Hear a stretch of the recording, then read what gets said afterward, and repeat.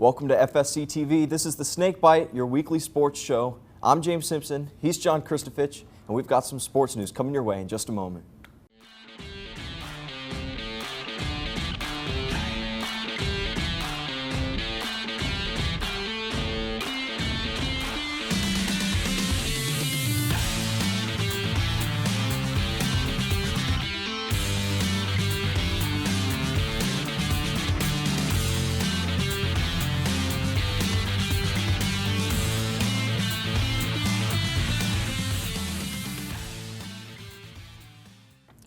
Let's start with the baseball team this week, the hottest spring sport in action right now. After a 14-14 start to the season, the Mocs have now won 10 of their last 12, including a pair of consecutive series sweeps. After taking down Palm Beach Atlantic last weekend, the team won all 3 games against Lynn University here this past Easter weekend. Nick Wells had the go-ahead RBI for the Moccasins in both games on Friday as the team won 2-1 and then 3-1 to close out a series win. The Mocs have a non-conference showdown with Rollins tomorrow night here at home before headed to Tampa for a 3-game series against the #1 ranked team in the country, the Tampa Spartans. Now the softball team, they continue to be hot as well, fresh off their second consecutive series win as well, beating Lynn this past weekend. The team won 2 of 3, sandwiching a loss on Thursday evening to the Fighting Knights, improving to 18-20 on the year. Head coach Mo Triner's decision to use 5 or more different pitchers in a game paid off again as they won 2 games in the series. Lane Eddington received the decision in each game, picking up 2 wins for Florida Southern. Maya Moy highlighted the series with a 3-run homer in the first inning of Game 3 to give the Mocs a big enough cushion to hang on. They've got a busy week as well with a doubleheader at home on Wednesday before a series with the Spartans this weekend.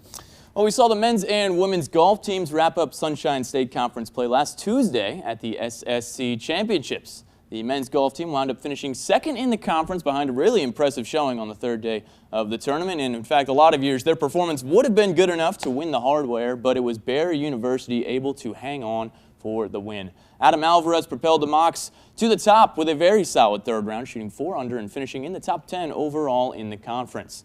The team bounced back after falling to 7th place after the 1st round and 3rd after round 2. They now look ahead to the NCAA Regionals from May 5th through May 7th in Valdosta, Georgia. That's right. The women's team also competed over in Ormond Beach last week, finishing at 7th in the conference after a strong opening round. Lacey Tucker led the way with her teammate Lauren Perez as they finished 16th and 17th respectively.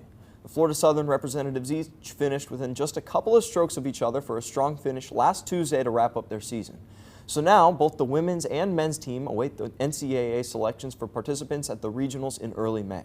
As of April 15th, the men were ranked 3rd in the region, the women 13th in theirs. The selections for the regional tournament will be announced this Friday for the men and Monday the 25th for the women. Well said, James. It should certainly be an exciting week as we await the double NCAA's fate. Well, let's talk tennis now as the men's team fell to West Florida this past Saturday on Senior Day. Despite the loss, the team honored 9 of their players: Jacob Baer, Valentin Hertweck, Nicholas Mora, Hikaru Nagashi, Eric Nordblom, Brandon and Brian Pham, Oscar Sol, and Danny Thomas. The women's team lost to West Florida as well after holding their Senior Day a couple of weeks ago to close out regular season competition with an 11-9 record on the year. That's right. The men's team was ranked 22nd in the country most recently and will finish with a 10-7 record, while the women's squad finished ranked 29th. So both teams are now looking ahead to the Sunshine State Conference Championships, which will begin this Friday.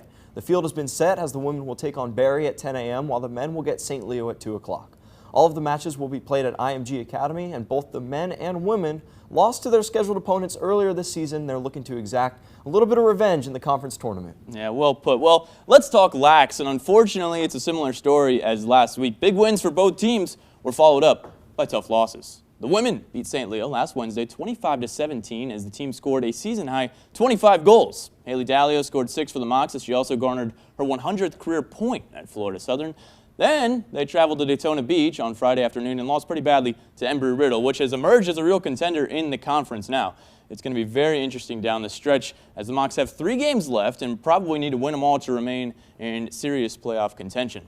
The road to the postseason starts tomorrow night against Florida Tech here at home. And on the men's side, they came away with a huge win over Rollins last week, 16-11 here at home. It was a big game for the Mocs offense as Jeff Atlas, Sean Nolan, and Matt Flamenspeck each tallied 3, while Max Freestone stopped 11 of 22 shots. They followed that up with a heartbreaker to Florida Tech on Saturday morning, despite a 5-goal effort from Nolan and 20 saves for Freestone. They've clinched a spot in the SSC Tournament regardless of the way the rest of the season goes. They're going to be on the road against either Tech or Tampa on April 28th after their matchup with PBA this Saturday.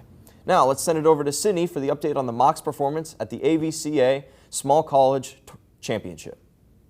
On Saturday, the women's beach volleyball team completed their season with a 19-9 record for the 2022 season, which is their best record yet. Unfortunately, the women did not leave on a high note after the AVCA Small College Beach Volleyball Championship last weekend at Hickory Point Beach. On day one, the women lost to the University of Tampa 3-0 before failing to Toulouse University 3-2 to enter the next bracket with a 0-2 record. On the second day, the team came away with their first win of the championship with a victory over Catawba College 5-0. They closed out that day with a loss to St. Leo 4-1. On day 3 of the championship, the Mocs earned another win. This one was against Erskine College 3-2. Their run would end there, though, as they fell again to Toulouse by 1. Like I said, it was a very strong season for the team, but the best finish yet as they look to build on this year for the future. James, back to you for this week's track update. Thank you, Sydney. Not many track results to report for you this weekend as we had the weekend off, but we're heading to the University of Tampa and their facility for the SSC Conference track meet on Saturday. It should be a fun one. We have a couple men and women competing in events they're maybe not used to. It should be a fun one, and I'll be happy to report back next weekend about that. Now, John? Should be exciting, man. SSC Championships, when are they not? Well, that brings us to our Week in Mocs history segment. Today we are looking at April 18th, 1964, the first documented no-hitter in Moccasin history. Ken Hubner earned his first of 2 career no-hitters in a 7-inning, 3-0 victory over the University of Miami, Florida. Since then, Florida Southern has produced 8 no-hitters and 1 perfect game in school history. Huge series with the University of Tampa Spartans, #1 team in Division II this weekend. Could we get another no-hitter? Time will tell. Until then, I'm John Kristovich with James Simpson saying so long from Lakeland.